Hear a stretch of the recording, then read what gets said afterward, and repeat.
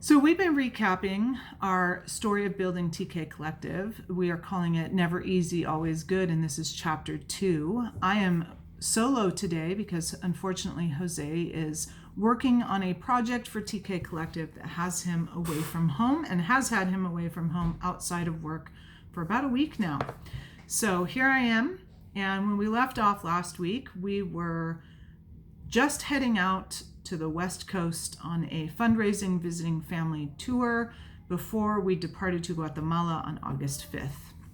We had barely made it to California when our family, whom we were staying with, tested positive for COVID. Keep in mind, this is June 2020. COVID is new and the world was hysterical. It is a very vivid memory for us. Right after being told that we had been exposed, that we pulled our small family of 5 into a tiny room in which Jose and I were freaking out, trying to remain calm while formulating our next moves. And my 7-year-old was crying, and she said, "I don't want to die. I've been seeing the news and people are dying. Are we going to die?" We were crushed. That was a horrible feeling. It was a helpless feeling. And in that moment, we knew that packing up and heading back to Texas was the only real option that we had. So within 30 minutes, we had loaded up our car and we were headed home. We drove straight through and landed back in San Antonio the next day to a completely empty house. We were so disappointed. Our neatly laid plan was crumbling, and we had no idea what we were going to do. We couldn't leave the house because we were on a 14-day quarantine, yet we had nothing, no food, no furniture, and no idea for what was next, which turns out it was probably a blessing, because had we known what was coming, we probably would not have proceeded. 14 days seems like a very long time, an eternity really, in a house filled with fear. I know it sounds dramatic now, but when COVID first took off, the time between, or the waiting period between exposure and testing felt like a purgatory, or at least what I would imagine purgatory would feel like. As it turned out, though only one of us, my 11-year-old, or our 11-year-old, had tested positive, and she got to spend the next 7 days alone in a room.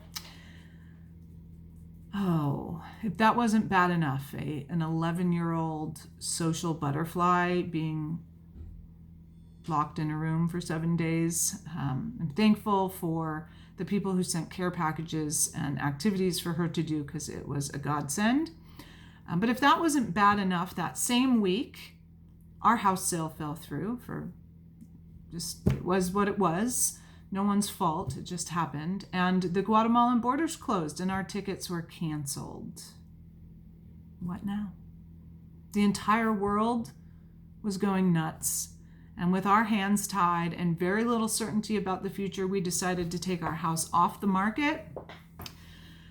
To say that we were devastated is an understatement. We were finally moving towards and reaching out to grab this dream that had been held in our hearts for so long, only to have it disintegrate the moment that we touched it. It was heartbreaking. Our unfulfilled expectations gave way to doubt that God, despite having previously experienced his power and goodness, was or is who he says he is, and that he was going to do what he said he was going to do. And so we wrestled, and we waited for the borders to open and for God to show us how to move forward.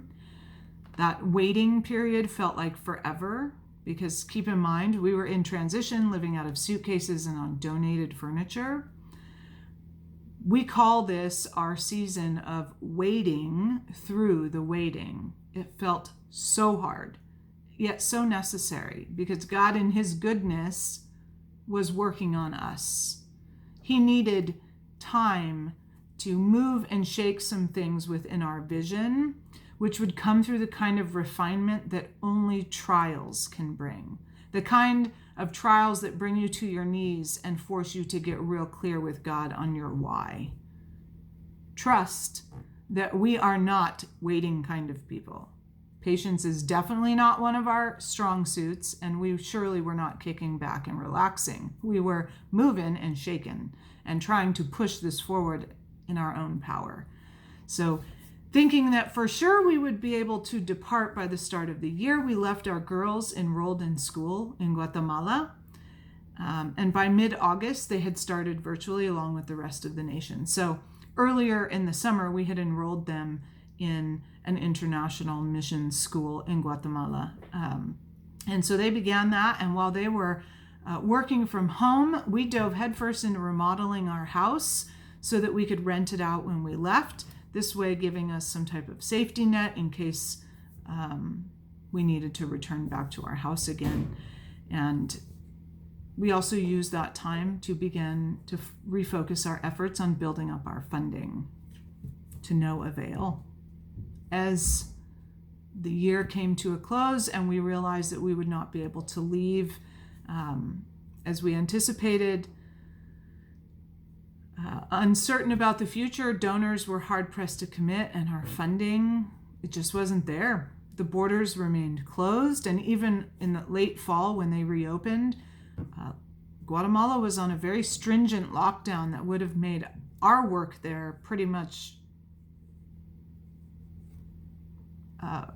obsolete. Like we couldn't have done it under the restrictions that were in place. And then also, by the end of the year, I had been diagnosed with some health complications that would require multiple visits and some further testing and exploration with the neurosurgeon. And